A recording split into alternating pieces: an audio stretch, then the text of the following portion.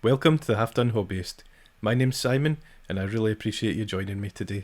We're going to talk about the new Necron Chronomancer and the new Flayed Ones, and they are only currently available in the Pariah Nexus Kill Team box.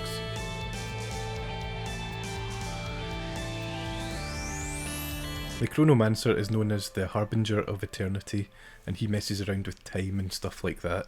He's got an ability called the Chronometron, which allows him to see into the future and adjust his actions accordingly. So it manifests itself on the tabletop as he picks a unit within 9 inches, and for the rest of that turn they can reroll charge rolls and they have a +5 invulnerable save.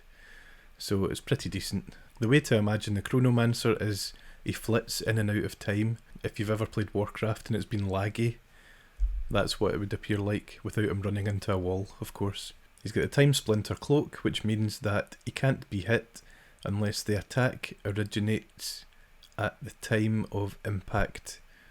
So I can't get my head round it, but all it means is that it's very difficult to hit him. And the way that appears in the rules is he's got a +4 invulnerable save, which is decent. Unusually for a Necron character, you do have choices with the build of this guy. So you can choose from 2 staves, 4 heads, and you can choose whether his orb is open or closed. So it's quite cool. You should have a few modelling options there. As for ease of build, compared to the Psychomancer, which I'd actually done a video on and then decided not to release it because I made such an arse of it, compared to that, the Chronomancer was very easy to build. Everything fitted perfectly, lots of registration points, so you just put things together and they fitted.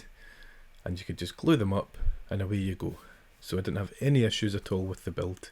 I really like the model. He looks very celestial with all these orbs all over him. He was fun to build, and I could see him looking absolutely cracking on the tabletop. All in all, this one is a hit. So we'll move on to the Flayed Ones now. They are a very interesting unit. I think we'll all agree that the old models didn't really do them justice. The Flayed Ones were infected by a curse from a Catan. As we all know, the Catan were betrayed by the Necrons during the War in Heaven. Most of them were destroyed and became shards, but Landu Gor the Flayer got absolutely obliterated, but just before he died, he cast a curse on some of the Necrons, and this gave them an insatiable hunger for flesh. Didn't have to be human flesh, just organic matter, so they just wanted to consume and consume and consume. The only problem is the Necrons are metal, so there was absolutely nowhere for the food to go. So they would eat it, put it down their metal jaws, and then it would go down and then come out their ribs. So they'd have flesh hanging off them. Absolutely disgusting, but looks cool on a model. Now this disease, this curse, can be passed on. So they are actually shunned by other Necrons because they don't want it, because it's pretty disgusting. One of the most interesting things about the Flayed Ones, and something that I had no idea about, is that they can actually go into their own pocket dimension. So they go into their pocket dimension where they've got palaces built from flesh and gore, and they can feast to their heart's content, although they can never actually satisfy their hunger. Somehow, when Necrons go to battle, the Flayed Ones can sense it. So what they do is, as soon as they sense a battle happening, they appear on the battlefield, and the Necrons don't want them there because obviously they don't want to be infected. So what they tend to do is the Necron commander just leaves them to their own devices. It's like, yeah, they can go and kill people, so great, we'll use them while we can, but we're not really big fans of them. So the way I imagine it is the Flayed Ones would get teleported onto the battlefield, maybe underground, and then they'd crawl up out the ground like zombies. That's the imagery in my head. As soon as the battle's finished, they tend to pop back to their own pocket dimension with all the organic matter that they've managed to kill. So they take all the bodies and entrails and things back to their own dimension where they can try to feast again. If any of them are so insane that they've been left on the battlefield,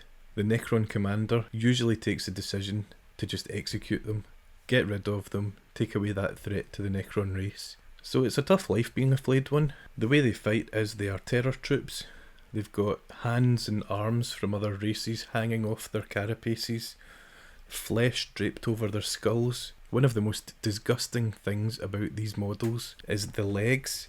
They've got a fully muscled leg and they've put their metal leg inside it, so they're wearing the leg.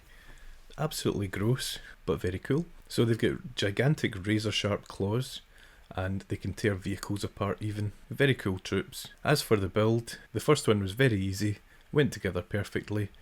and it lulled me into a false sense of security. After that, they were so fiddly, maybe even Psychomancer fiddly, and with my big hands, then it really didn't go very well, so it took me ages to build these guys. The good thing is, I absolutely love them once they're built. They're a wee bit fragile, their claws are very spindly, and there's a lot of scope for breaking them as you're snipping them off the sprue, but for the most part, they are so cool. I think the Flayed Ones are the absolute epitome of Warhammer 40k. It doesn't get much more grimdark than these guys. You can just imagine them streaking across the battlefield, covered in gore, limbs not their own, flailing everywhere. They're basically wearing suits of other races. There were absolutely no options on the Flayed Ones sprues. There were exactly enough pieces to build 5 Flayed Ones, so there were no extras, no options, nothing. So you're getting your sprue and you're building your Necrons all the same. There's probably a wee bit of scope for posability. I know there's a wee bit of scope for posability because I glued some stuff in the wrong place, but it still looks fine. So there's that, but it's not meant to be built any other way other than the monopose models. I hope you enjoyed this quick review of the Chronomancer and the Flayed Ones. If you did, hit the like button, subscribe, leave a comment, tell me what you think. Hopefully these models will be out soon and you'll be able to get your hands on them if you want to. Once again, thanks for watching and I will see you in the next one. Cheers.